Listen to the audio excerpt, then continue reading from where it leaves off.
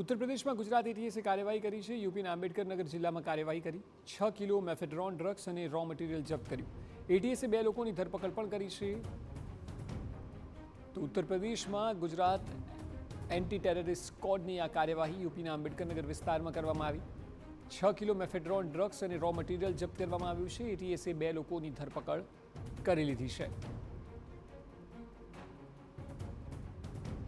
કોઈ કેસ સંદર્ભે ગુજરાત એટીએસે ઉત્તર પ્રદેશમાં કાર્યવાહી કરી છે।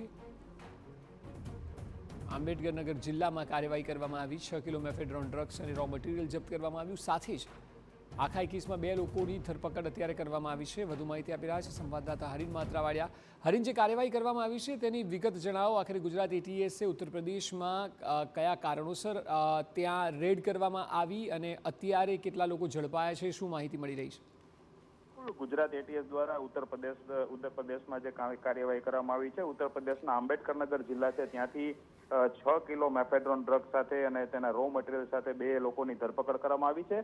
આ જે મટીરિયલ છે ક્યાંથી લાવવામાં આવ્યું હતું ને ત્યાંથી જે મેફેડ્રોન છે તે કોને આપવામાં આવતું હતું તેની તપાસ શરૂ કરવામાં આવી છે।